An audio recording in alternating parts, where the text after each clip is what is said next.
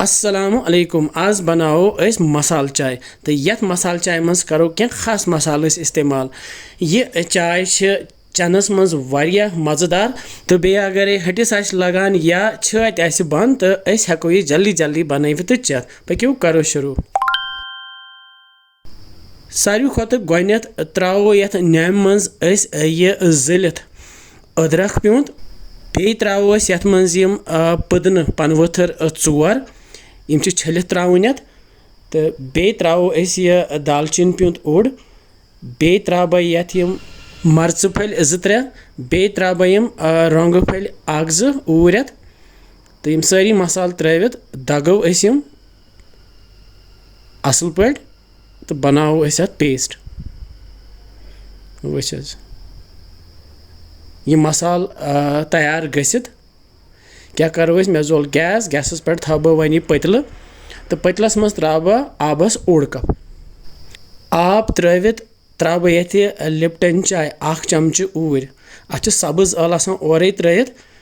तो यथ अनो वन ग्रेक यह ग्रेकन तो यूत काल थोड़ा सा आब श्रप ये मज त्रो मसाल तूर उस तैयार कोर न्याम मज गैस थो मे तल लोत तो दिमो ये मसालस अथ लिप्टन चाय सत आबस सत पाक 5 मिनटन तो अथ सती त्रो ये सब्ज ٲलہٕ पाउडर थोड़ा सा तो ये पाक लगान यूत काल श्रप अड़ुक ओड तम श्रप तो ये त्रा बह वन दोद 1 कप दोद त्रित त्रा बह ये खंड ओड चमच तूर खंड कूता तुम खेवान अकॉर्डिंगली त्रो तुम बस खेवान कम तो मे त्रो कम ये अड़ुक ओड चमच तो अनो ये ग्रेक ग्रेकन असल पे 5 मिनटन बे लतिस पे तो अम पे थो वन गैस बंद तो सन चाय तैयार तो अमे पत मे कतरव गिलास तो अत पे थो बह छान तो यह फ्यान बह ताकि यह मसाल यह रोज ये छान मज तो बोन कुन वस चाय इस चमो माशाअल्लाह वच किस चाय बने तो अथ सती त्रो अत माह चमच 1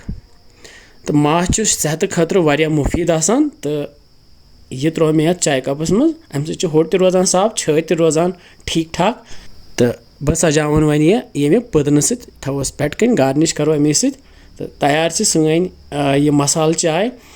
यस तुम ज़रूर पसंद यीव तो तुम तह बनइव बे सन चैनल सब्सक्राइब कर बे फॉलो बटन दबावान सत इंशाल्लाह समको बे कैंसन मज़ेदार रेसिपियन सत तुत काल थो पन ख्याल बिहु रबस हवाल अस्सलामु अलैकुम मज़ेदार चाय।